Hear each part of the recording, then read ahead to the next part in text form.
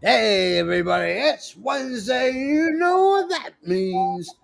Give them the 411 Canada Dry. So I'm here at AFW headquarters. Fruit Cat's here at AFW headquarters. Lord Ryan Rich is here at AFW headquarters. EVP Joe is here at AFW headquarters. And we're going to do some Dynamite After Dark. And I don't think there's much more to talk about, EVP. Hey, JFB, start that engine. Pop! Pop!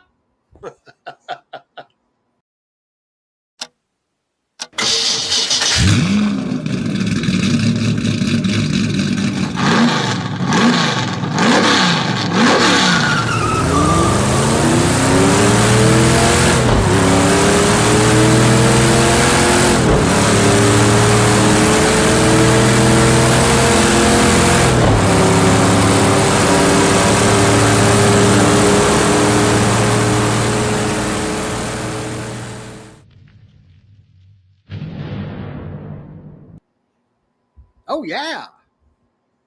Kaboom. This Wednesday night. I am, of course, not just the Chief Shenanigans officer, but your master of shenanigans. I have been inducted into the Shenanigans Hall of Fame. I was the one I who am- inducted you. It was it was amazing, is what it And was. I wrote his script. And I EVP was- Joe cooked the dinner. Like, oh, thank you so much, Joe. Yeah, Anytime. I was touched. And Joe paid for the air flight to get over there. What a man. Yeah, Well, I What do a have man. the AFW headquarters credit card. Wait a second. Yeah. So you said I paid. Don't tell Helen. Helen okayed it. What are you talking about? yeah. You know, she's up. Yeah. I'm just saying, she's been in menopause and she forgets a lot lately, so I would not re-mention it to Helen. Hey, I got it in writing. I'm good to go. okay, All right. Helen, we need to talk. Yeah. We need to talk. I'm, of There's a course, hot tear. your Canadian hero. Your patron saint of professional wrestling. I'm that gingered up, bubbly son of a bitch. I'm Ken F. Dry, along with Fruit Cat. Now, he's not just a regular cat. He's on Instagram, and he's got over 18,000 followers. And he's actually the inspiration for AFW. Like if I could build that, I could build anything. So it was a conversation between me and Natalia Markova that she said, "Well, why don't you start a wrestling thing if that's what you really like?" And AFW was born. But I digress. I want to talk about his new nickname. So his name is Nightwing in real life. And his new nickname is Wingman. Because my hot neighbor met him for the first time. And she was gushing and she was flirting while patting the cat. Like, this is some serious wingman shit right here. You should have called him Goose. That should be his new nickname. Well, he's Fruit Yeah. Cat, he's Wingman, he's Mr. Wing. Yeah. But let's get the Lord Ryan Rich, the Lord of the Manor. As Canada Dry so succinctly put it, I am the Lord of the Manor. I am the man who is too sweet to be sour. I'm better than your boyfriend. And if you take a quick second to say, hey, Lord Ryan Rich, how are you doing today? I'm going to give you a famous quote from the late, great Tupac Shakur. I got busters, hoes, and police watching me. That's how Lord Ryan Rich is doing right now. You want to know why? Because Helen has been on a tear. And I'm going to tell you what, I won't stand for it. Not here, not now, not ever. But outside of that, I am here with the three best friends that anyone could have. We're the three best friends that anyone could have. And I pass it to my teddy bear. His name is Joseph Graham. Good evening, everybody. And I must say, Lord Ryan Rich, You're doing better than Stokely because he can't get no hose by his own admission. But you all know it's me. It's me. It's the EVP here on a Wednesday night to talk some Dynamite, maybe some other stuff. Who knows what's going to come up on this next about roughly hour and a half of wrestling talk? Who knows?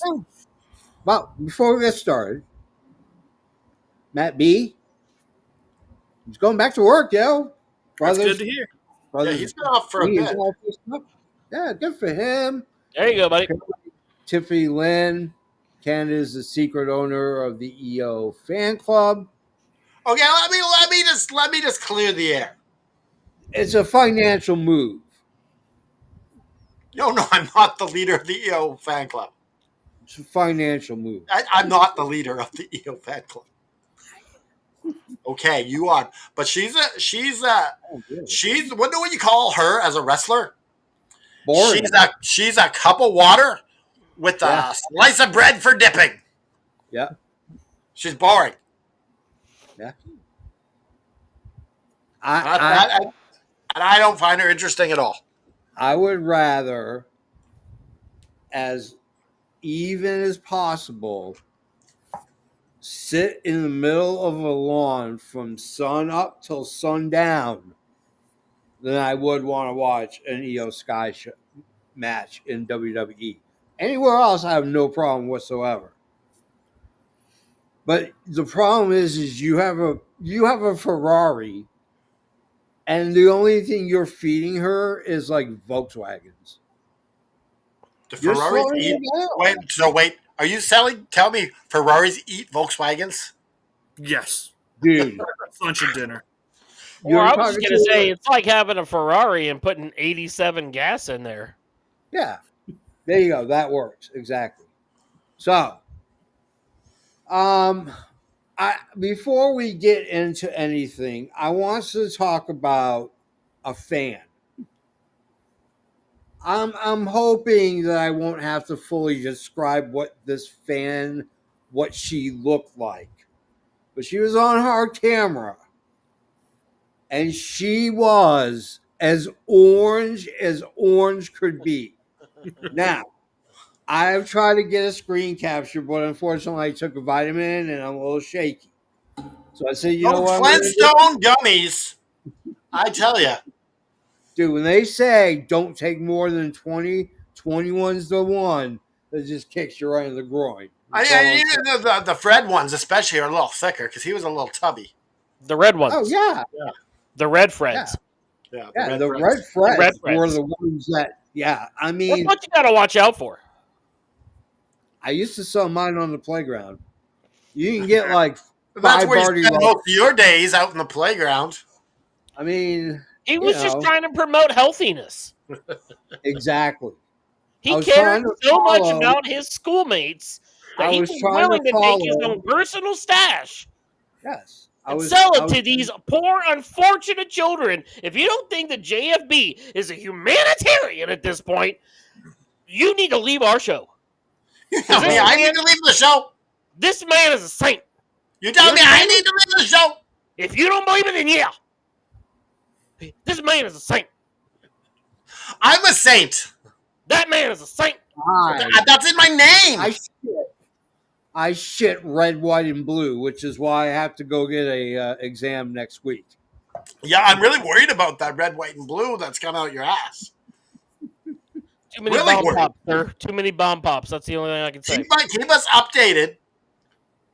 Like we're EVP Joe and we're gonna ask you about this on Sunday. How's your ass doing with the red, white, and blue coming out? Remind me, if I forget. Now, real quick, with all this saint talk, so my daughter, we are not Catholic, by the way, but she is like really into like the history of all the saints of the Catholic Church.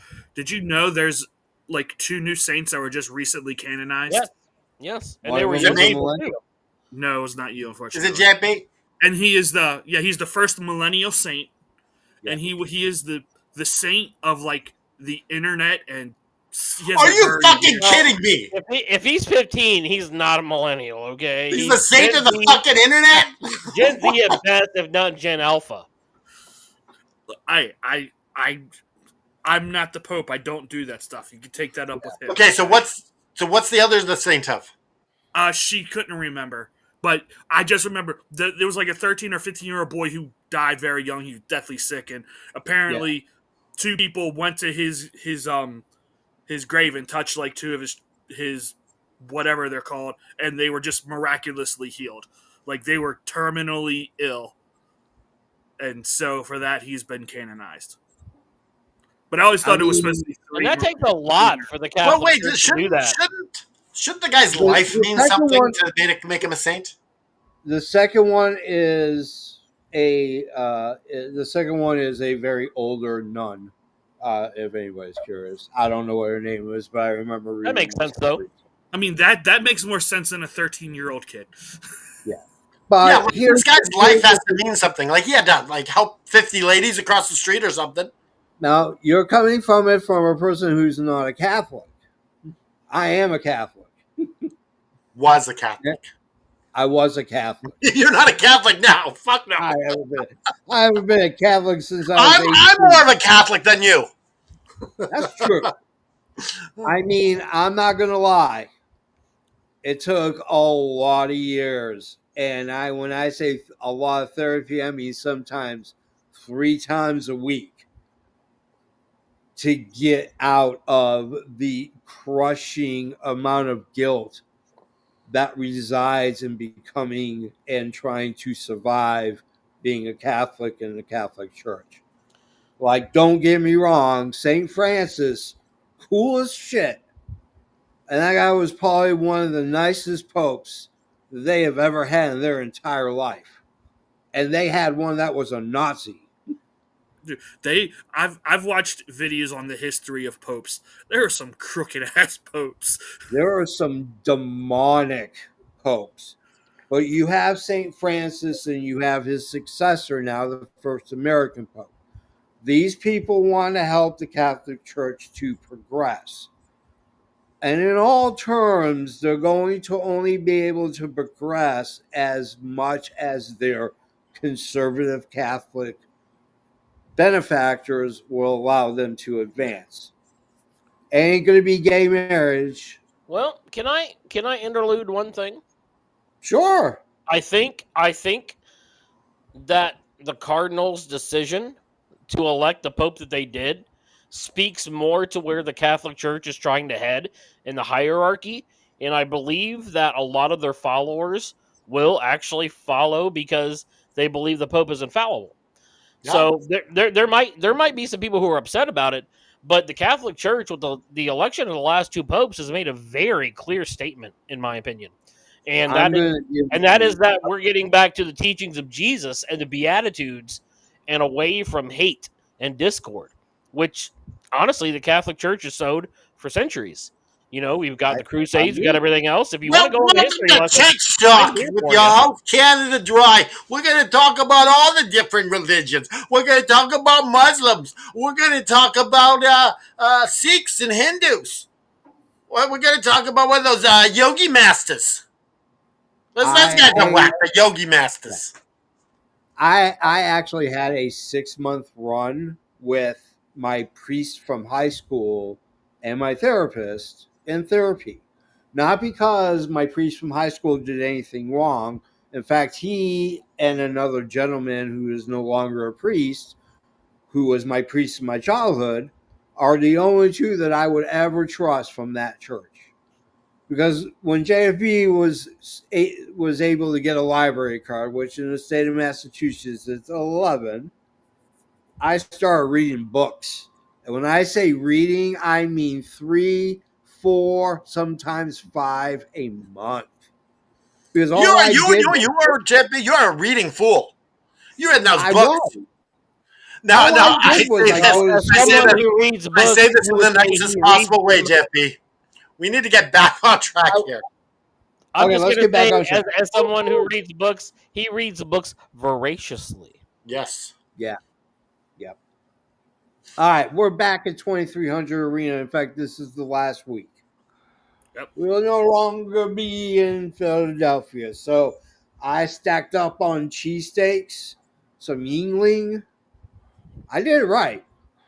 I did it right. And I even licked the Liberty Bell. Hey, I invited Homicide over. He never came, but I invited him. Hey, he's always got an invite with me. So we're in 2300 Homicide, if you're Arena. watching out there, you've always got an invite with us, buddy. There you go. AFW We Network. we get an intro. Brian Danielson's intro. Brian Danielson is joining commentary. Now, we know this is going to happen because 100% of you, 1,000,000% of you, millions upon millions of people in our community know that we have a show on Wednesday. And in that news, we reveal that Brian Danielson was going to be full-time commentator. That Which is way, awesome. you have an interesting, easy way It to was on interject Sunday, him. not Wednesday, by the way. Or yes. On Wednesday, he'll be on Wednesdays. This was our show on Sunday, but you can take Brian Danielson from commentary. So we get to the main event, we kind of get a little dusting of who potentially is going to be Brian Danielson's next selection. But I digress. Let's go to the top. Danielson comes out, which is interesting, and I think, in all honesty, for the next couple of, I would say for next week and the pay-per-view, give Danielson his intro, Yep. and then have him at the desk already. Like, you don't need to keep reintroducing him. You just don't. I Because just want you guys to all know that Caleb Baines yeah, is WCW for life, yo. I don't think he knows. when That's you a see dying me, trade, I'm just going to say. I don't think they're coming back. when we see you sweet me, boom. For life. I tell you, man, this vitamin is giving me like a dry mouth. It's like an herbal vitamin, and it's got like Saint War and all that other cool stuff in it. Woo! JFB's gonna be guzzling down Lot of buckets kelp. of water in about 5 minutes. Lot of kelp. There you go. Hee haw, Mega Threes, baby. Let's go. Hangman Page, our first match. We got our AEW World Heavyweight Champion. He's taking on Josh Alexander. It's a grudge match. I'm going to talk about the first thing that caught my attention. Because I'm going to be honest, I was like, all right, they're opening up with Hangman, but it's a non-title match, and really, do I care? Yeah, it's Don Callis adjacent, which means it's Fletcher adjacent. Now we know we're going to get that match. Blah, blah, blah, blah, blah. So Callis is sitting at commentary. Danielson, for some reason, is transfixed on something like he's Raymond from the movie Rain Man. And he looks at him.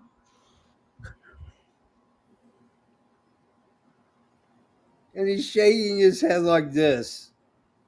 And then Danielson turns and looks at him. And he goes like this.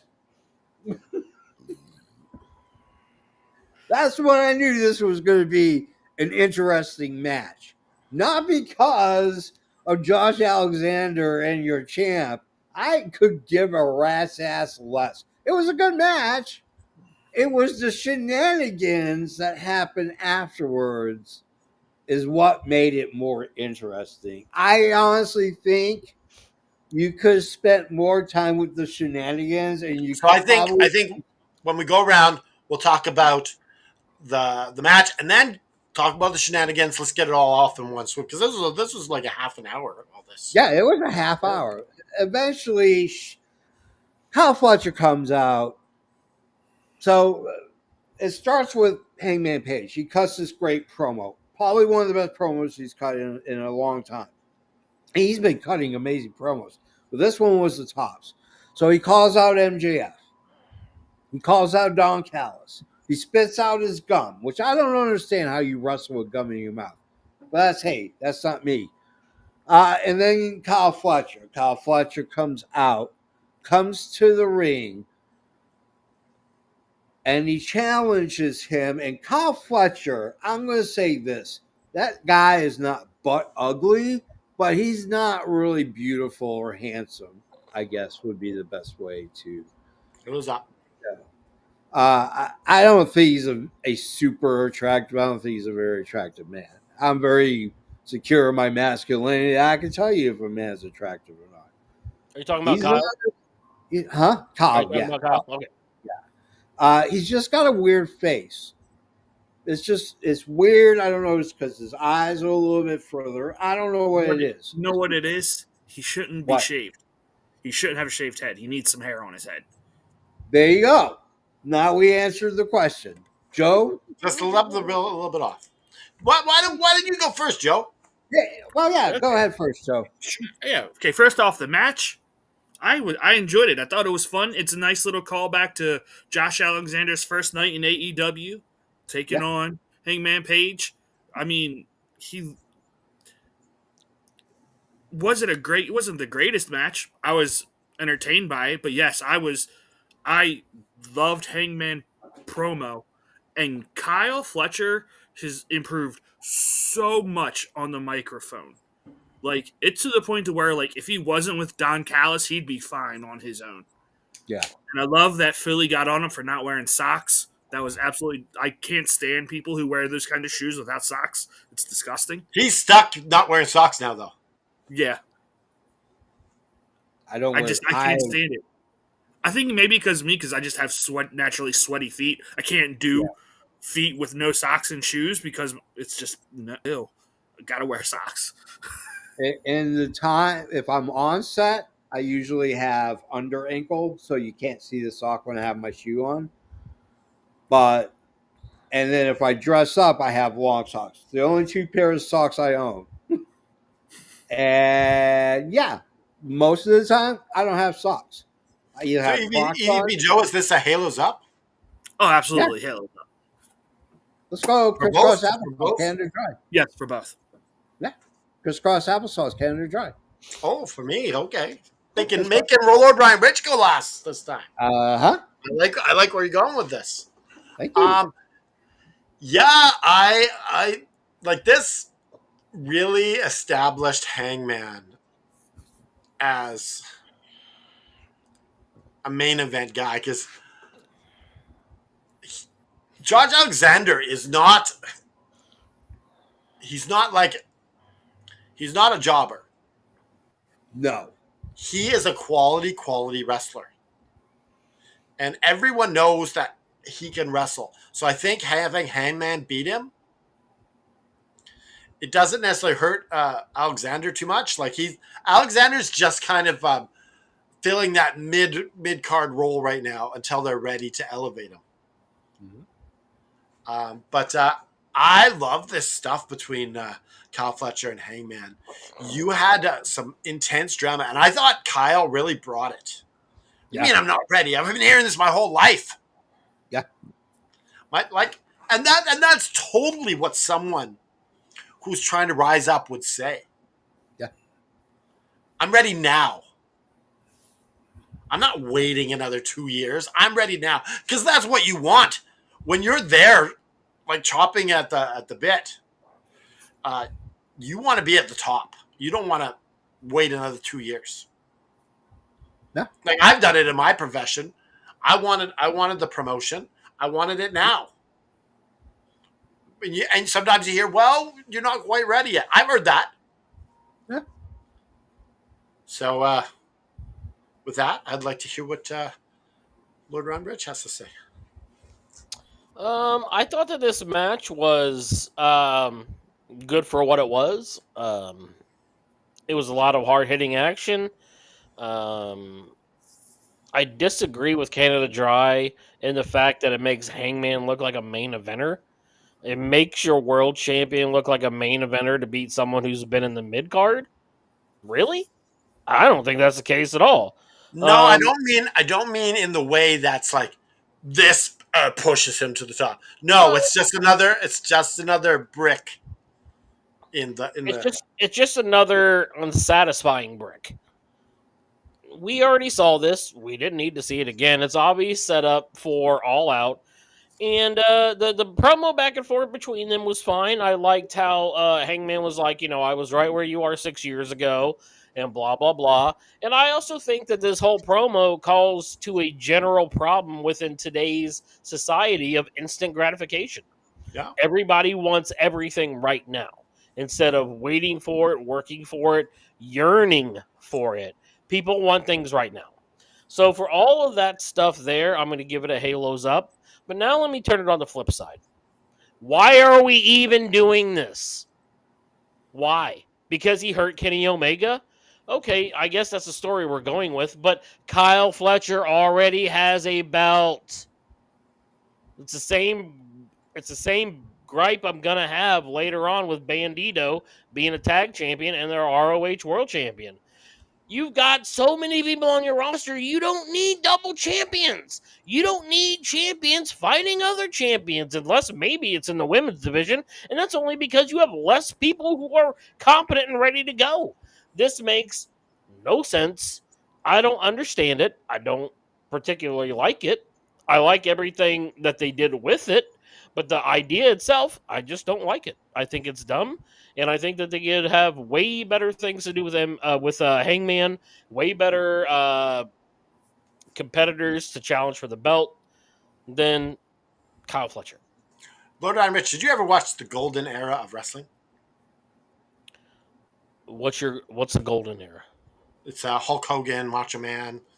The 80s, basically. Yeah, I watched the second half of the 80s. So you are aware that Macho Man Randy Savage was the Intercontinental Champion. Yeah.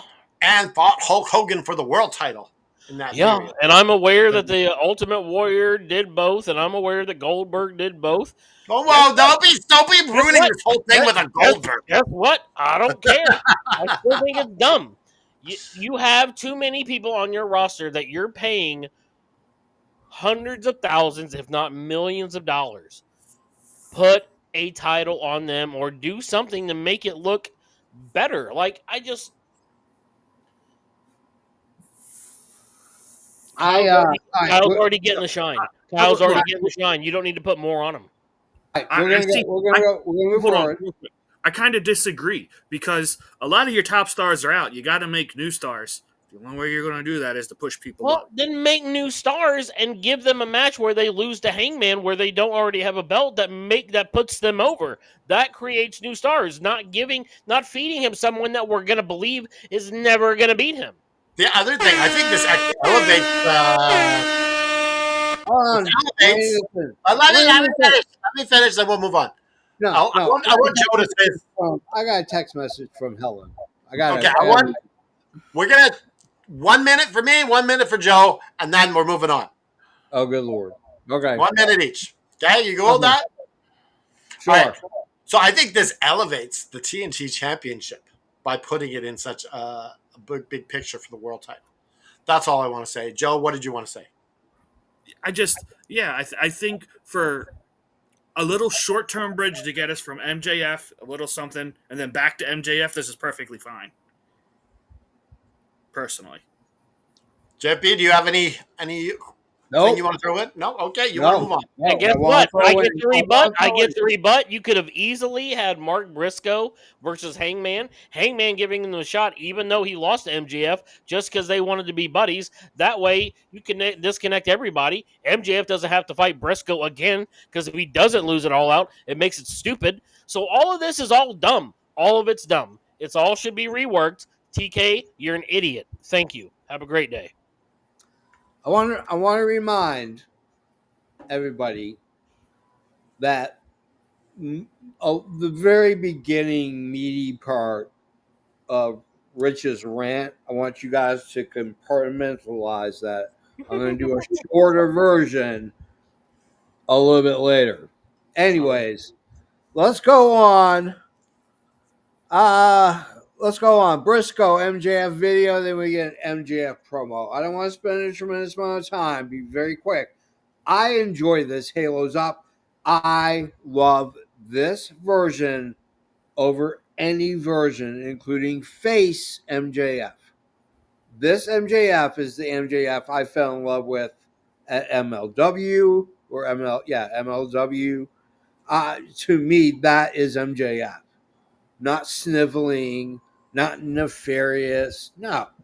violent, venomous. Canada Dry.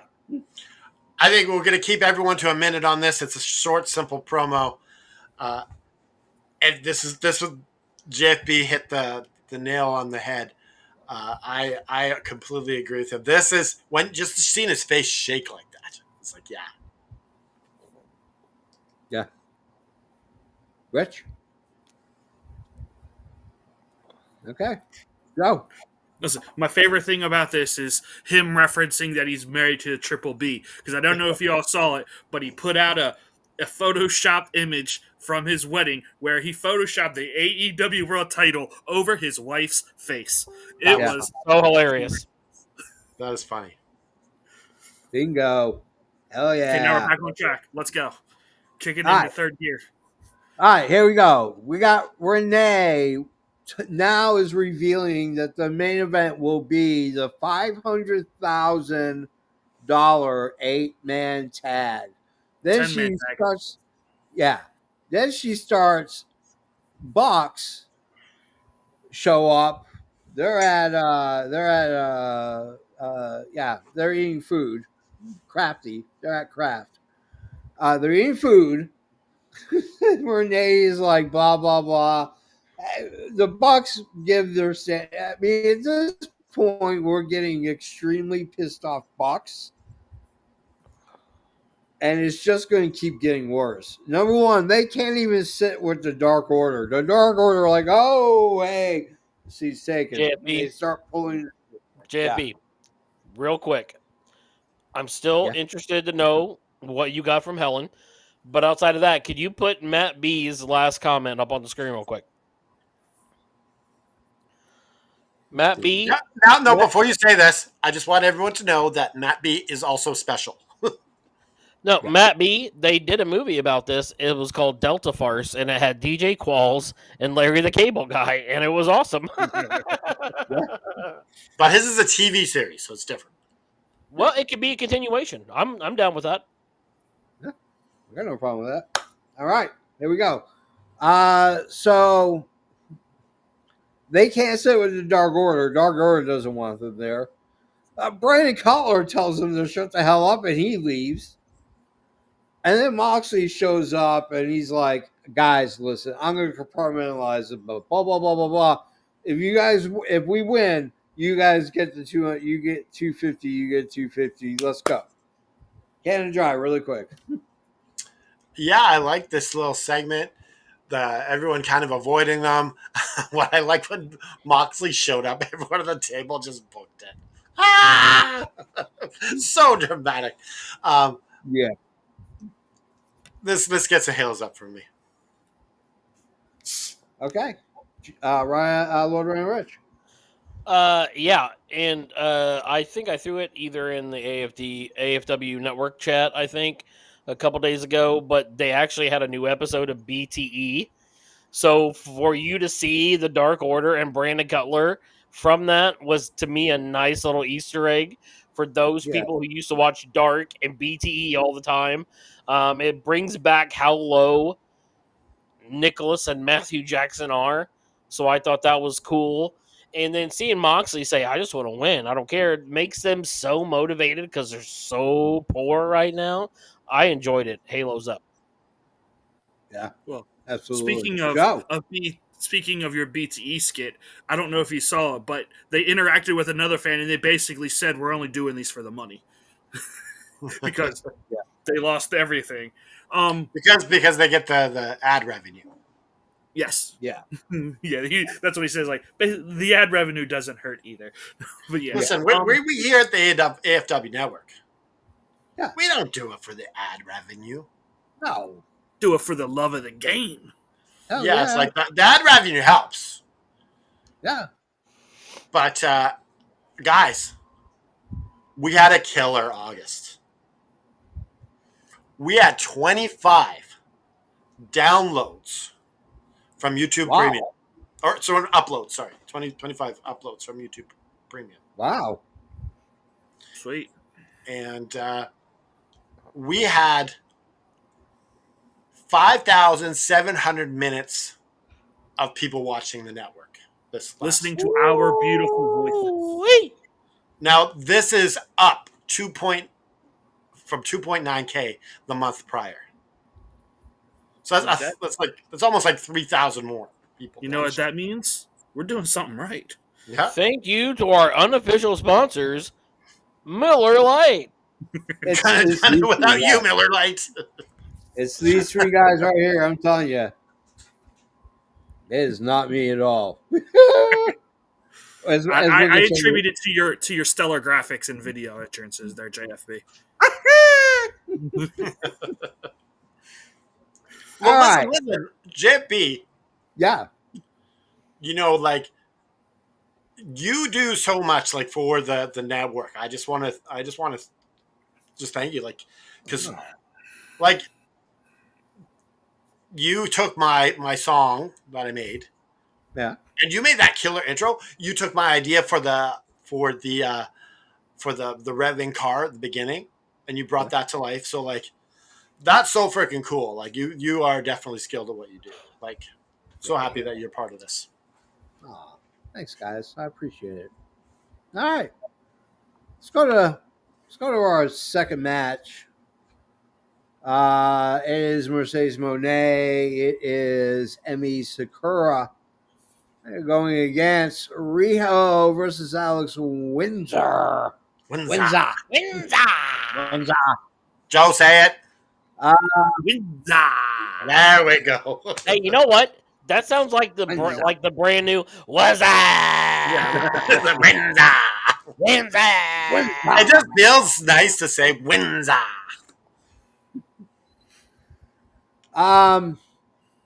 Canada Dry, you go first. I learned something new. What's that? Apparently, her first name is Alice. Her real first name. Who? Alex Windsor. Her real name is Alice Windsor. Oh, Yeah, Okay. I just learned Didn't know today. that. Yeah, I had Haney. no idea. Haney told me. So usually, if Haney says it, you can take it to the bank. Usually. Oh yeah, that man's never wrong. Well, okay. When you face the fact, Well, And when he is wrong, he's like, I'm wrong. Like Fonzie he's when he used to have 100% struggle. right on facts. He is he's a very factual probably person. close to zero on opinion. Well, yeah, he does We love you, statistics. Come Haney. on, Alex Feeney. We He's a love you, stat Haney. guy. He's a stat guy for his job. Oh, he's a By the statistician. way, I want to make a proclamation. I don't give a rat's ass who's got the belt or how many people I have to be in a match with to win it. I want a shot at the North American title. Now, we're talking about AFW League here, just to clarify. He's not losing his marbles. Yeah. We have a prediction league. EVP Joe is the commish. / the EVP, hence Yeah. the title and the name. And also one half of the most dominant tag team AFW's ever seen, along with me, better than your boyfriend. We are upper management. So, if you want to join our prediction league, head on over to Facebook and look up AFW League right there in the little search engine, and you'll tap to join. And come on, and I'll be glad to whoop your butt on a weekly basis. Mac you down too. And it's just in time I because love you all. this season ends it all out and it starts at the next pay-per-view. So Well, come we're starting- on, we're not- one and all. we're not if you're starting right ready to away. Get your butts handed to you We'll by talk. better than your boyfriend himself. Sign on up and Yeah. become what you've always wanted to do. Live the gimmick. That's right. Live the gimmick. Yeah. Where are we, Jeffy? JFB Called a segue, baby. We're That's on the called a women's segue. tag team match. Huh? We're at the women's tag team match. Canada Dry, go. All right. This all started with me not answering the question, and I'm blaming There you. you go. It also said blame Canada, right? Blame Canada. Yeah, Blame I Canada. really enjoyed this. Alex Windsor, Riho, you knew that Riho was getting the win. If you did not pick that up, you don't know this how this prediction thing works. You watch the card, you kind of watch how it kind of flows. Riho gets the win, and you kind of saw it coming because you got to build her up a bit. to be a viable threat for the championship at All Out. So it was good. Hills up. All right. Lord Ryan Rich. Yeah, I thought this was a fun match. I enjoyed it. I always enjoy, and if, for those of you, I know they said it on the broadcast, but for those of you who don't know, Emi Sakura is the one who trained Riho along with Kenny Omega. So it's really cool to me to always see student versus master, because they've done this dance, I can guarantee you, 1,000,000,000 times almost at this point. And Rio's very young, but she's been wrestling since she was like 14 Mm-hmm. or 13, maybe even 12, 11, 10. Who knows? She was a child prodigy, just kind of like Takeshita was over there. And so it's really fun to see those two interact. And then you throw in Windsor with the belt collector. And you got to wrestle. You're doing all the actions. Yeah, that's right, baby. I'm full service. You get a real fun match. Like, I'm telling you what, the women's division in the last 8 months has been fire. It's been so good, and I'm just glad that TK is finally giving the women more than one match on the show and taking it seriously. Because, man, they're really stepping it up. I give it a Halos up. Okay. Joe. Thought it was an okay match. I wasn't. This to me is probably the weakest women match I've seen in AEW in a while. I don't know why. It's just I think like I just realized we had 2 women's matches on Dynamite. That's what I'm saying. Wow. I'll say, Lord Range, your issue with Fletcher challenging for the title, I kind of have that same issue with Riho. I just don't care. I like. But at least She just Riho comes doesn't out- have a title already. I mean, I understand that, but she comes out of nowhere. She hasn't been on TV in months, and I know she had visa issues and all that. Listen, I'm not gonna sit here and let you besmirch Riho. You know how much I love Riho. I'm just saying. Look, I'm not mad that she's on TV. I just don't think she should have had to actually earn her title shot.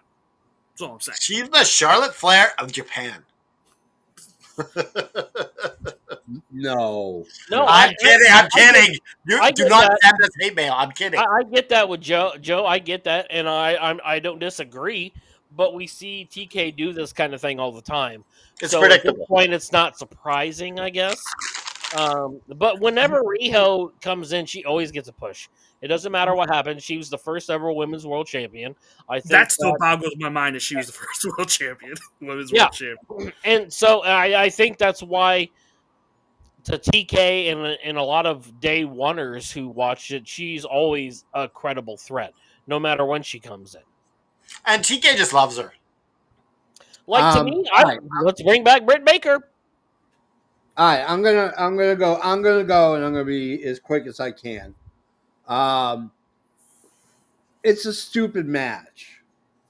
Like, to me, it was insulting to Monet. It was insulting to the fans. Riho is a cheap pop. Here's what's going to happen. Riho is not going to lose clean to Monet at All Out. Not a bloody hell chance is they going to let that happen. What they're going to do is they're going to have a rough bump.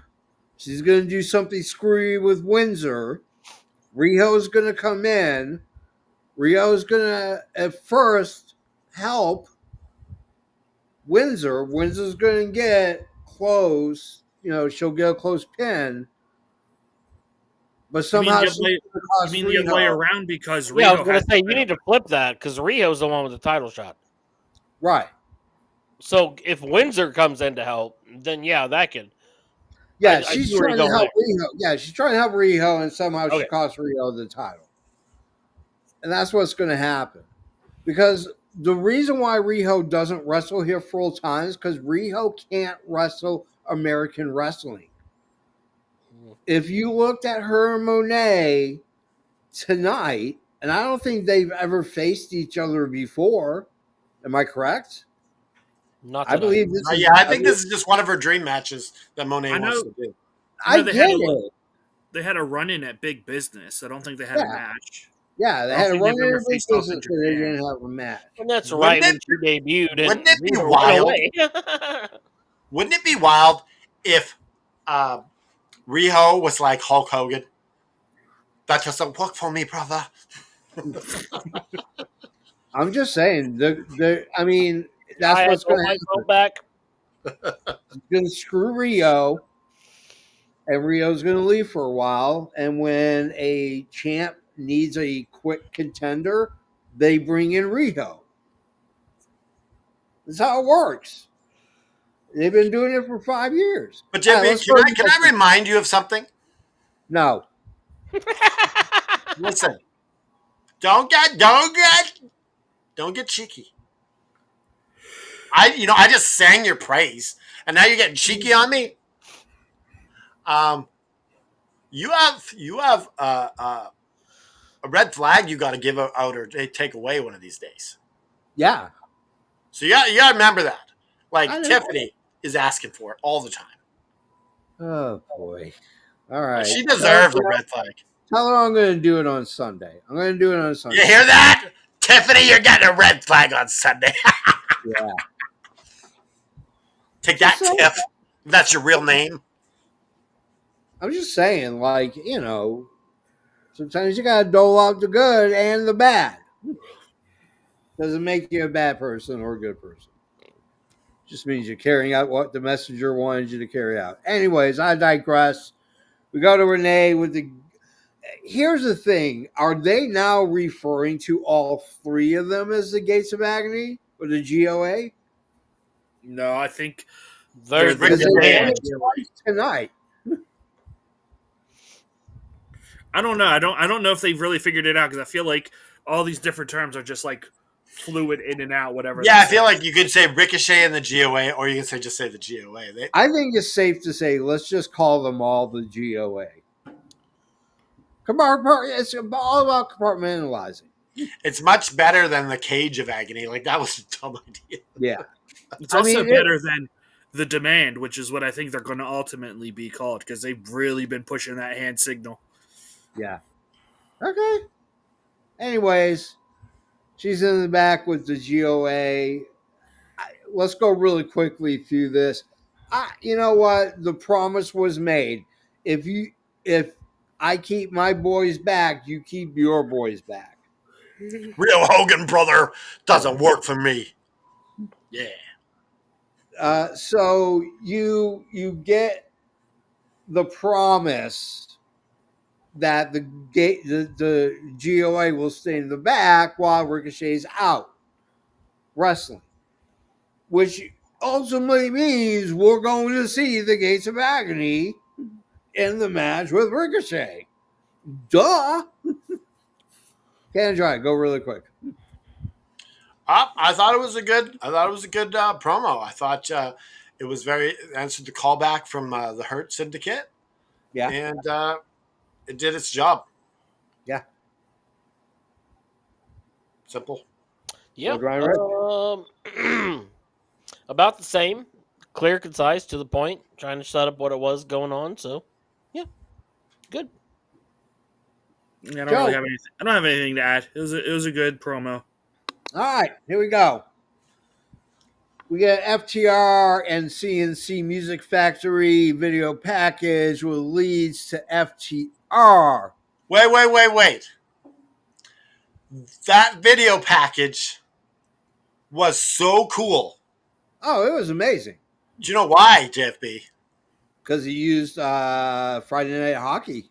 No, Hockey Night in Canada music. Yeah, Hockey Night in Canada. That's right. I'm sorry. Yeah. Sorry, in Canada, that's a big deal.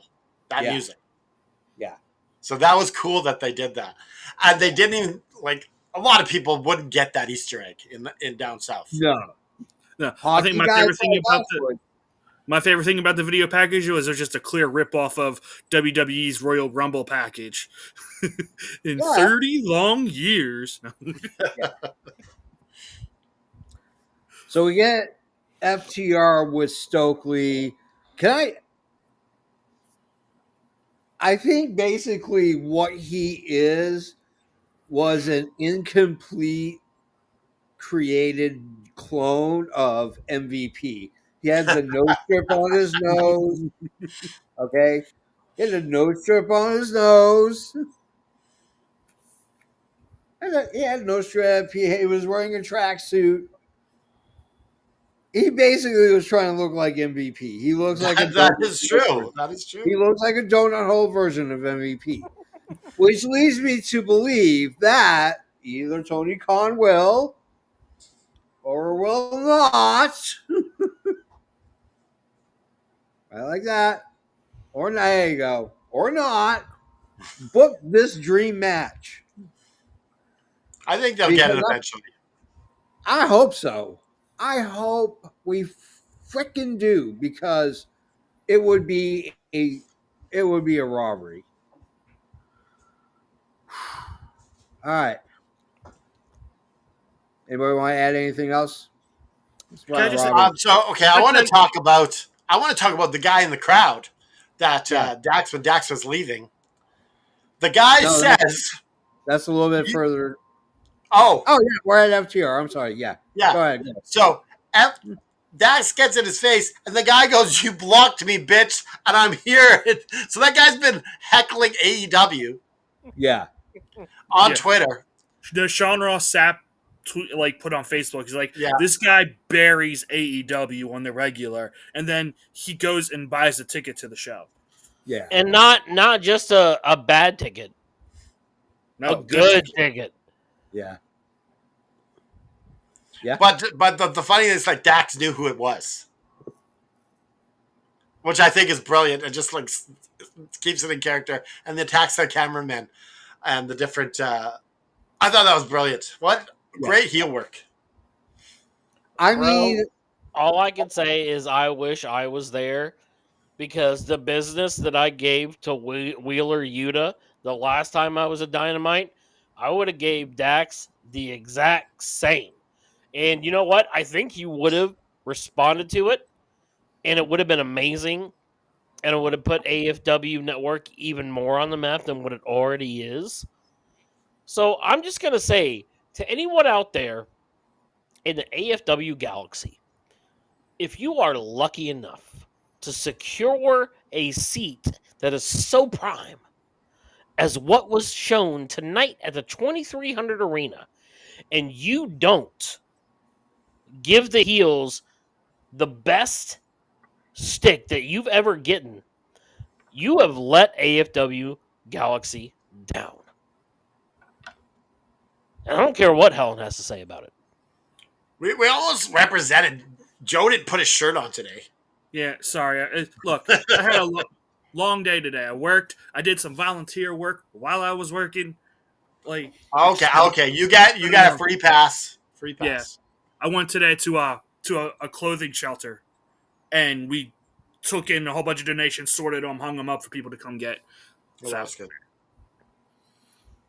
Lord Ryan Rich once did that at Goodwill for court-appointed community service. I got paid to do it because Is that real or is it false? Who knows?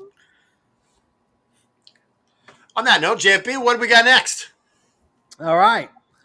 We got a response from the Hurt Syndicate. Basically, Shelton Benjamin says, I got this, and heads off. Bobby Lashley and MVP will be in the back. We go right to the third match. We get Ricochet versus Shelton Benjamin. I just want to say one thing really quick. I love the fact that Ricochet bonds with Taz, not because he's a great wrestler. It's got a bald head. It's bald head love, brother. If I was sitting in the front, boom, he would have fist bumped. Anyways, That reminds me of the Key and Peele where Peele wanted to join the bald gang in jail. They ended up being the white supremacists, and it didn't work out so well. yeah. that's I not don't know good. if I remember that one. They did a lot of racial stuff. They did, yeah. I mean, let's be honest. Two black guys who are the creators and writers, so they're gonna just go nuts. Well, they just carried on what Dave Chappelle was already doing. I was like, they were definitely influenced by Dave Chappelle. Yeah, Oh, they for were sure. definitely inspired by Dave Chappelle. But I definitely think that they were two of the funniest on Matt TV as well. It was very interesting the unique turn Michael Peele Jordan Peele is a better known as a horror writer and director, and I Michael thought it was Key. I thought it was Keegan Michael Key is the. Oh no, it is Yeah, Peele. You're right. yeah. Jordan Peele became this Yeah. very prolific, amazing producer, writer, and director of horror films. His first film, probably one of the top 5 movies of all time. This Because was you the. do Was this Get Out? yes, this is Get Out. And he has him coming out soon. Yeah, and him's not directed by him. Him is directed by someone else. He's producing. He's the executive. Oh, okay. Yeah. So for the flower shop today, Yeah. we're gonna go back to scary. Okay. You're gonna tell me, what's your favorite scary movie? Oh. I mean, what are we talking? Like overall? Yeah, anything you can pick. Any scary movie that you liked. I mean, there's a lot of genres, brother. Yeah. As long as it's scary, you can pick it. We're gonna have it. I mean, I watch really scary demented shit. So, I mean, that's like saying, hey, pick your favorite child. Yeah, you do really have one that you like more than the other, but you're not going to freaking admit it. I can tell you right now that the almighty JFB has one actor that he loves, and his name is Kyle Gallner. Yeah. We're talking about the horror realm. Mm-hmm. He got his start on Smallville as Impulse. Yeah. And now he is a horror icon. Yeah. It is freaking rad. Horror right now is probably at its greatest peak. I think Blumhouse brought it back. In all honesty, we could do an entire podcast about where horror is right now. Because it is so mainstream right now, you have no freaking idea. But let's just say we don't need a Conjuring 6 or a Conjuring 7. Like end the freaking series. They are. This is the last one. End it. No more Conjuring allowed. If you want to know where horror is, they beat projections by $40 million plus. They will be number 1 this weekend. That is how much people want high affluent horror. They don't want to just see some guy get their neck chopped off. They don't. Those movies, they want to go home and they want to have bad dreams because they watch this movie. Yeah, like Terrifier, I get it. I watch it and I enjoy it because I'm in the mood for something that has, I'm talking gallons and buckets of blood. But a lot of the time, I want stuff that makes me start thinking about what these themes are they're trying to project. And that's where horror is right now. And it's amazing. You know what? One Saturday, we should talk about horror. Do like an hour podcast, just talk about horror. Because I mean, I consume more than 200-300 films a year of horror. JFB, can I ask you a question? Of course. Have you seen on AMC the anthology series Eli Roth's History of Horror? Yeah. Oh, I loved it. One of my favorite shows. Don't get me wrong, Eli Roth. All right, that's a Massachusetts guy right there, baby. Okay, not from Boston, but pretty damn close. I got loud, mad respect. That brother knows a shitload about horror. I don't know, probably a little bit more. Where are Because we on the card here? Let's get back on. Let's get off let's this get rabbit back on trail. track. Let's get on track. So Ricochet, Bald Head Love. Kendra, you go first. Which one are we talking about? Ricochet versus Shelton Benjamin. Yeah, I like this. You don't realize how big Shelton Benjamin is until he's in there with a smaller Ricochet. And you get him away from Bobby Lashley. Yeah, he's just a big dude. And like when he was in WWE, when he was what was it, the golden, what was he, Gold standard. The gold standard. Like he didn't seem like he was that big back then, but he always was. It's just like WWE had these massive giant guys all over the place, so he didn't stand out as much. But yeah, I enjoyed this. I'm glad that Ricochet stole the win, and you got more build up. And yeah, I think it was a Halo's up. What do you think, Rich? Yeah, definitely a Halo's up for me. I thought this was a really fun match, and I think Ricochet had to win. Like, he's the leader of that group. So for him to lose to someone who may not necessarily, I don't even know if they have a leader, but you need this build-up. So I like it that, of course, Ricochet does not follow the gentlemanly agreement. He has GOA come out, even though, like, it's Bishop Khan doing the distraction, and then finally, uh, uh, Toa Leona. yes, I was, I almost, I wanted, I didn't want to mess it up. And then all of a sudden he comes in with the headbutt or whatever, and he gets the roll up. So that was perfect. I thought all that was fun. Like I said, it was a Halo's up. It set up the next part of action, and that's what I liked most about it. EVP? Yeah, I enjoyed the match. Thought it was good. I mean, everyone should have known Ricochet, the sleazeball that he is, wasn't going to stick to a gentleman's agreement. Come on now. He is not a gentleman. He's not a gentleman. So, yeah. And the right guy won.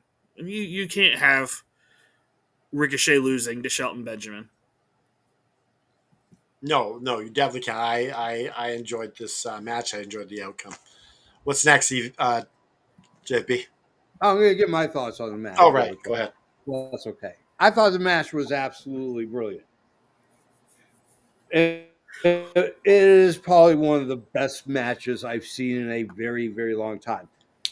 But everything that's transpiring afterwards, like, number one, did anybody find Ricochet's head? Because I think it went out of the arena. That thrust kick from Shelton Benjamin when shit got real damn near took his head off. But I think what really I found extremely interesting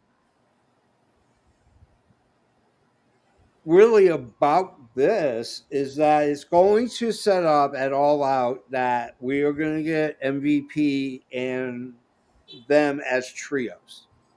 The Hurt Syndicate will be a trios force. They're no longer going to get anybody else because Cedric Alexander screwed it all up. So we're not going to get that full version of Hurt Syndicate. But we're going to get a pretty damn decent one. We're going to get a trios one. They're going to go after the Ops, and they're going to beat the Ops. Because going after those belts is best for business. And what's best for business is those belts need to be on TV. Yep. All the time. To give any kind of stank and legitimacy to the trios division. Because you have a pretty well established trios division right now. You have quite a few trios right now. And some tag teams that can work with other wrestlers to form trios if needed. So that's all I'm going to say. Let's go to, hey, we got a promo from Hook. Apparently, AEW knows someone who knows someone who knows someone who's got a really nice place that they could go ahead and shoot a boring promo video. Oh, that's The- Taz's other. That's Taz's other apartment in Red Hook. He just moved up. yeah. He just I've been moved up. He's not living on the first floor. He's living on the 32nd floor. I think- let's just skip this promo and move on. No. The only thing that 'cause I was got something to say interesting about it. was the only thing that was interesting was he said, "I'm either going solo or not." Or maybe And I'm not. then- Exactly. Boom! Okay, quickly. Let's. I want to move the show on. I just want to know who it is. That's all. Okay. Who do we think it is? I I don't know, but I hope they turn him heel. I think it's going to be Jack Perry. Oh, I mean, in all honesty, someone's think Jack getting Perry- started with Hook. And Kill Switch. but Jack Perry, Kill Switch, and That could Luchasaurus be together? interesting. There are going to be good wrestlers who are now going to be saddled with Hook. Right now, the only logical decision is Don Callis family or Jack Perry and Luchasaurus. That's all I'm saying. All right, let's go. Shivani is with Callis and Fletcher. We can skip this, right? I mean, Yeah. it's basically more just the same stuff we got opening up the show. All right. Let's go to our fourth match. Timeless Tony Storm, Sky Blue in a Philly Street match. Ken and John, you go first. I love this Tony Storm coming out with the Sandman with the stick and just smashing the beer. I loved it. That was so cool. It wasn't I- even a I beer. It lo- was like a green tea. Yeah, I think it's that Sky Blue looks really good in this match too. It's a fancy 40. Yeah, I give this all halos up. I enjoyed it. Go ahead, Lord Renwich. Yeah, it's a big halos up for me. How can you not have fun in this match? She comes out like they showed it that she got the blessing from Sandman early on in social media, and then all of a sudden she comes out with the kendo stick that has it signed on him. She's got like the Joker smile on with the full Dickies one piece. I'm like, yes, this is what I'm talking about. And the weapons they used, I thought was amazing. The fan sign that had the street sign in the middle of it, genius. So fun. Well, what else? Tony Storm, would you pick up the stop sign and she started playing it like a guitar? Before she hit Sky Blue in the back of the head with it? So funny. Like, to me, this was the best backyard wrestling match you've ever seen in your life. Like, that's the whole feel as a former backyard wrestler myself. That's exactly what this felt like. It was fun. I liked it. Big halos up. Big halos up. Joe. I mean, it's hard to screw up a street fight. And the women always knock it out of the park with these gimmick matches. They always have. Like, Sky Blue and that freaking stapler. Like, I didn't think she was going to stop stapling Tony Storm. Like, she stapled every orifice there was to staple. It was ridiculous. And it was so funny. Yeah. I also liked that when she took the other sign off and revealed the street sign. That was pretty cool. That's what I was talking Yeah, about. That was awesome. Like, it was fun. It was entertaining.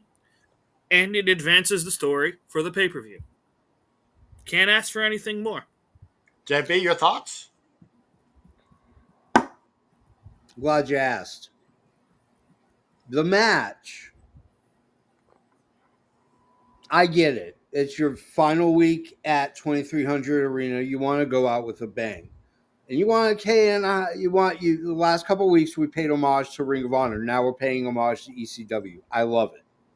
As an ECW original fan, I love it. It's absolutely freaking fantastic. The match was exactly what it needed to be. It was light. It was fun. It was a great match. Tony Storm being in this match and everything else is stupid. stupid booking. You put your world champ here. I have been saying for weeks. My fear, since you threw away Mercedes Moné, you threw away Athena, that you're going to turn your world champ into a gimmicky wrestler that's going to wrestle in gimmick matches. And here we have it. This week and next week and Sunday or Saturday or whatever. We're going to get gimmick matches leading to a gimmick match with a gimmicky wrestler as your world champ. You screwed up. You want to pay you want to pay homage? Put Stat in there. Stat is in there. He doesn't watch Yeah. Collision, so he doesn't know about the 4-way match at the pay-per-view that's happening. No, I know she's in the 4-way match, Okay. but make her the opponent. Make anybody else the opponent. Harley Cameron would have made a better replacement. That's all I'm going to say. All right. One thing. One more thing. One more thing. When everybody is attacking everybody, Julia is the one who's going after Jamie Hayter when it should be Tekla. Tekla should have taken out Jamie Hayter, then posed over the champ as that I am the legitimate threat at the pay-per-view. Boom. All right. We're moving on. Renee is with Willow. I love Willow so much. Willow. I have a crush on Willow. Like, I'm just saying, like, she's always made me feel so happy. Her So and this Biggie, this to me is really interesting. Warning Harley Cameron that Statlander is going to betray her. yeah, of course. This is really interesting because It's could we have the Death Well, Riders put yes. the belt on Statlander at All Out? very well so. I'm down with this if this is what they do. I mean, listen, we're in the lawless land of AEW. Who the effing knows what's going to happen? Tony Khan books just on the fly. This also like puts some credit back on the Death Riders if they can pull this off. I agree. Because AEW, at this point, the Death Riders should be gone for a while. The only reason why the Death Riders are around because Tony Khan doesn't have another real big heel faction. That's I already told everyone the Death Riders wasn't going anywhere. No one wanted to believe me. But I told you No. all, go back You're through right. weeks and weeks of Dynamite After Dark. Lord Ryan Rich has Do been you- calling this shit since last December. They're not Rich, do you going have anywhere. anything you want to say about this segment?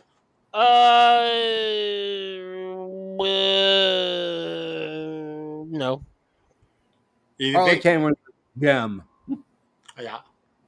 Harley Cameron's a gem. She's a nasty. I She's don't have a anything. beautiful. Yeah, we're good. All right, let's move on, JP. All right. Final match. This is the main event. Brodito and Ops versus the Bucks and the Death Riders for the So what we're going to do, $500,000. we're going to include the match and the shenanigans afterwards in the same part. Yep. Ken and Dry, go.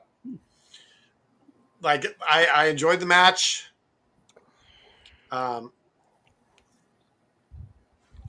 The Bucks get their their $250,000 each. They screwed up on one of the things of money they were holding. Yeah. One of them was turned backwards, so it just looked like a piece of paper. Yeah. It's not real money, guys. It's No. No, but they needed to make it. They screwed up in the process. I would never take $500,000 into Philly. That was straight. Yes. Yeah. So you have what's called halfbacks and fullbacks. So a halfback is for like indie movies where you just got to fill a suitcase or a briefcase.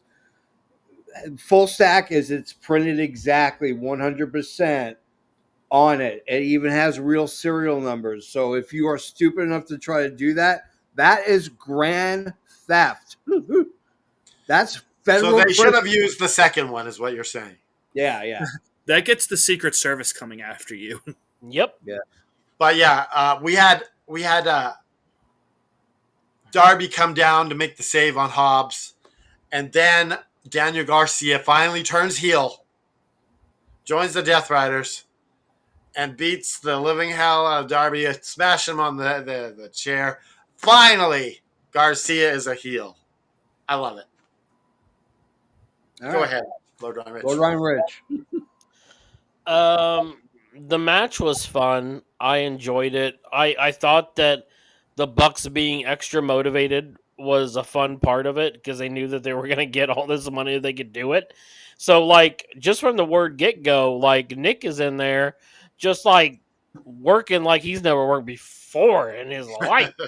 Like, it was so fun. And to hear, like, the commentary team comment on it, it was great. I like how they even talked about if Danielson got involved, he would be fired. Like, that puts those kind of things to rest. Like, he's a non wrestler now. Yeah. I love that Daniel turned. Daniel Garcia is better as a heel 100% of the time. But for that reason, I think that stat does not go. Because you have similar storyline parallels here. One's going to go, one's not going to go. And maybe all of this is what actually makes Willow turn to a heel. Ooh, maybe. I give it a hails up. He doesn't want his crush turn heel. They Joe, tried. Joe, Joe. They tried once. It did not work. Yeah, Willow as a heel is a big no from me. Yeah. Yeah. Okay. Match I thought was great. I really enjoyed it. I'm gonna be honest. I just feel like this Garcia heel turn is just too little, too late for me to really care unless they're gonna do something fantastic with it. Because I'll be honest with you, for half a second I was like, "Is that Hook?" I thought it was Hook that was turning heel because of his program earlier where he said, "Rub on myself or maybe not," and it was against the ops. So I don't know. I guess I'll wait and see on this to see what they actually do. I think the most interesting thing for this is you bring in Garcia, and that's the catalyst to kick Yuta out and become the big face. Did I miss something? Did Hook come out and attack the ops? No. It just I with the thought hood for a up. second that it was. You thought Hook was going to join the I Death thought Riders. Garcia was Hook Okay. first. Okay. Yeah. Sorry to confuse you. But yeah, I think this All right. ultimately leads to you to heel face turn. Personally, Yeah. I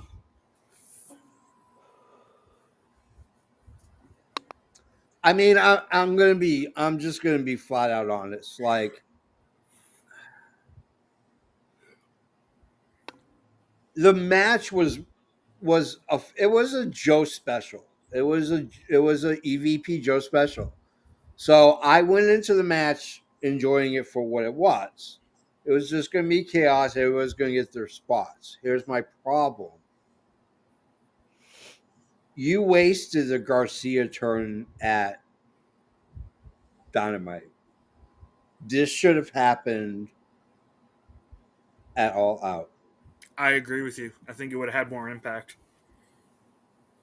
If you're gonna commit to changing Daniel Garcia to be more appealing, to have a little bit more face time as a heel, then you need to do the right thing and do it on a bigger stage. Because there are people who only buy your pay-per-views and maybe watch the week before to find out what's happening.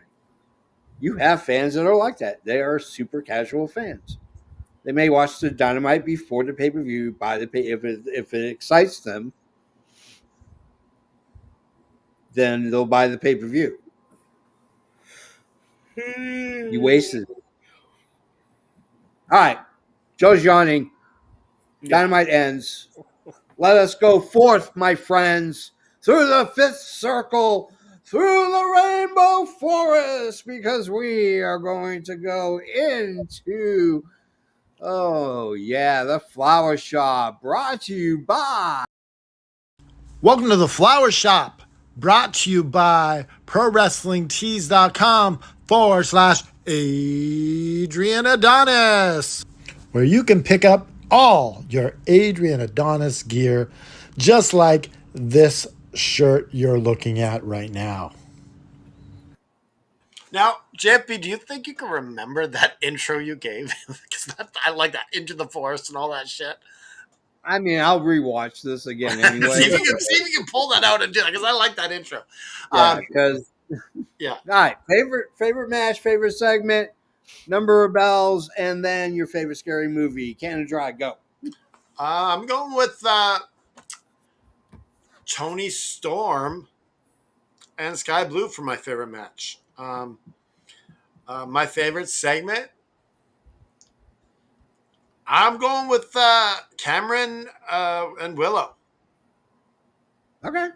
I like the drama. Like, is Stat gonna turn again? Is she gonna screw over Harley Cameron?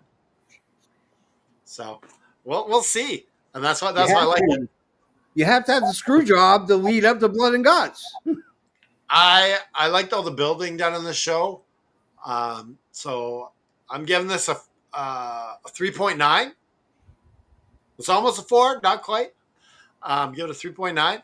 My favorite, I'm gonna go horse show, because this movie scared me as a child, where I was always looking in moving when I went to the bathroom to take a pee.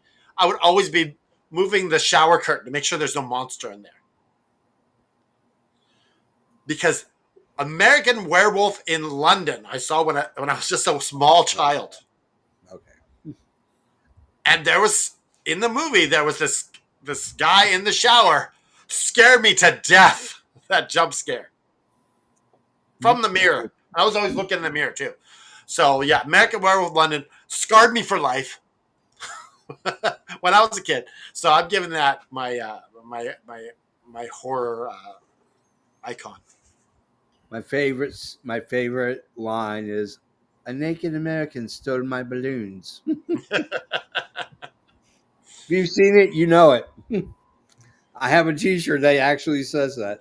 All right, and number of bells for 3.9. Lord Rich, you're next. Me and Canada Drive got some vibes going on tonight, Oh boy. because my favorite match was Tony Storm and Sky Blue, and my favorite segment was Harley Cameron and Willow as well. And Canada Dry, I'm sorry to do this, but I'm gonna Bob Barker your ass. No! I'm gonna give it a 4.0, baby, because I felt like this was a good show. Like, I really enjoyed it. I haven't been Bob Barker in a while either. I know, right? So you gotta keep me on my toes. That's what I gotta do. That's what I gotta do. So, as far as favorite scary movie, I'm gonna go with Funny Scary. And this movie, to me, is one of the funniest, scariest movies I've ever watched in my life. Circa 1997, 1998, starring one Michael J. Fox. If you know the movie, get it in your head. It's called The Frighteners. And if you haven't seen it, you're living your life wrong. Where can I watch this movie? I've never seen it. I want to watch it now. Bro, Jake Busey, Michael J. Fox, Is there a streaming service that has this movie? Kai McBride. It is, and we're on spooky season now, Canada Dry. I implore you. I'm watching. If someone can find me what streaming service is on, I'll watch it. Listen, you don't have to stream it. I bought it on Fandango at Home, formerly known as Vudu. I will give you my password if you tell me you will watch this movie. I don't know if American passwords work in Canada. They don't. Yeah, they work everywhere. I mean, Tubi right now is the only one that has it. Okay, Tubi's a good choice. Now, I want to remind EVP Joe that he's giving the Just Keep Fighting end of the show speech here. So just be Ooh. ready. Okay. I mean, we're gonna go 3 for 3 on matches because I love that women's street fight match. Yeah. So that's my segment of the night. However, I am veering from the pack and going with MJF. At least, like JFB said, this is a vicious MJF, and I like it. I'm giving this 3.75. I felt like this did more to get me excited for the pay per view than it did tonight, especially compared to past weeks. And then my favorite scary movie, like, spoiler, I don't do scary movies. I didn't like them as a kid. I can't physically stand them now. Like, I just don't have the nerve I'm for it. with you. I'm with you. So my favorite scary movie is Scary Movie because it is funny and I like to laugh. Yeah. It's interesting. The reason why they made Scary Movie. So when they made Scream, the Weinsteins decided that they wanted to prevent anybody from parodying their franchises. So they are the financial backers and the distributors of Scary Movie. They parodied their own franchise to prevent people from making money. And that, my friend,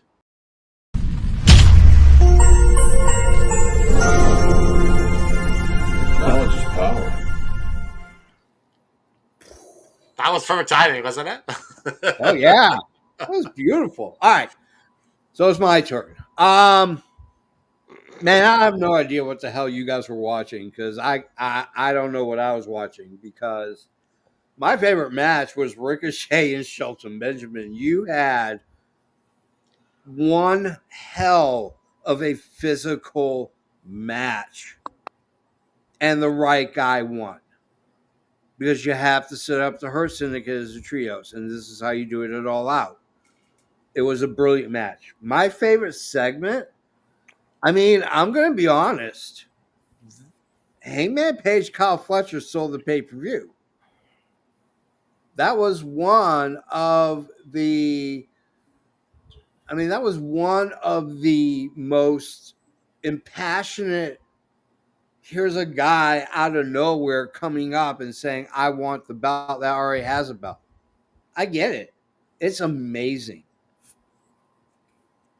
But Ricochet, Shelton Benjamin should have been the main event.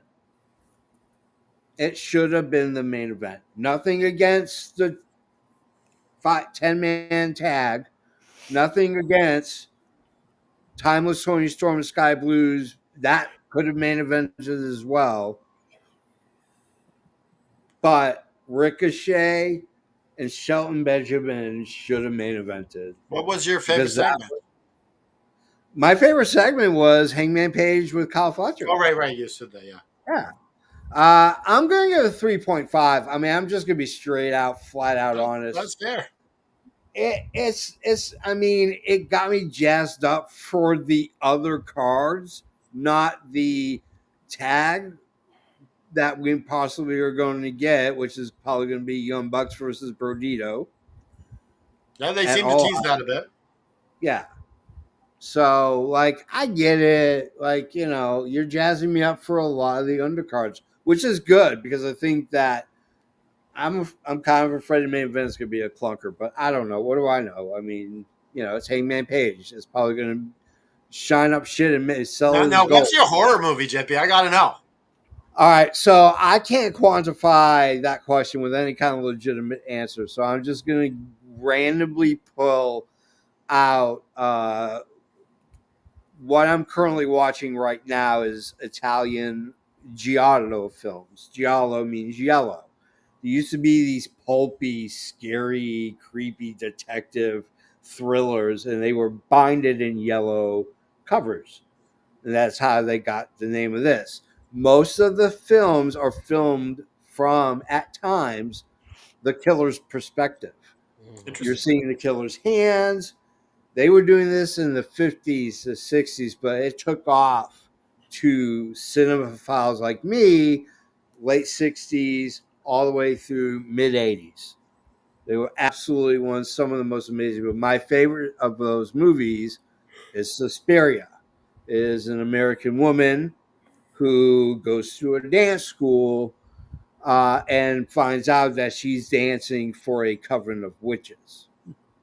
Um, it's not. It has bloody moments, but it's psychologically just. I watched it when I was 12 years old. So. Jiffy, what I love about what you bring to the show, we always learn something new about films because you're a filmmaker and you're also a movie buff yourself. So it's always nice to hear these different little takes from your perspective.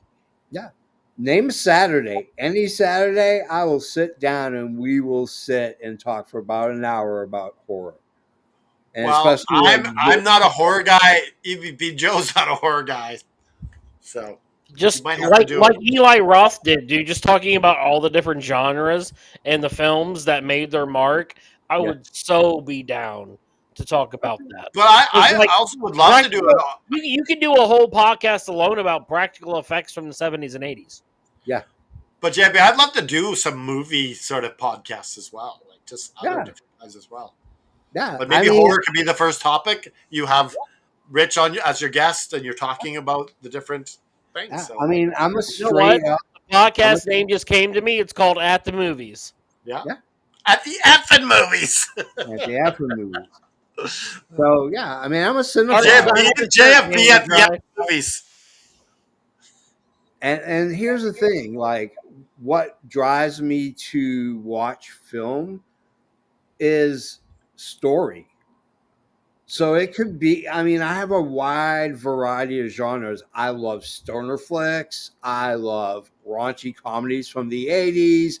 Like, I have very distinct, specific genres. Porkies. And then I have subgenres within that genre. EVP Joe, what is our score? Yeah, what's our score? 3.7875. All right, let's get rolling. All right. Joe, bring us All right. Ladies, gentlemen, it's late. I'm going to make this somewhat sweet, short and sweet. But look, times are always tough. Physically, mentally, especially today here in America, there's a lot of shit going on. Mentally draining on a lot of people. Just remember, we're here for you. If you have no one to reach out, I promise you, the 4 gentlemen on the screen, you can reach out to us. I don't care. I'll get back to you. I promise you I will. Take the time to take care of yourself. Take care of your family. Let them know you love them. Most importantly, put that fist in the air. Put the devil in a sharpshooter and just keep fighting.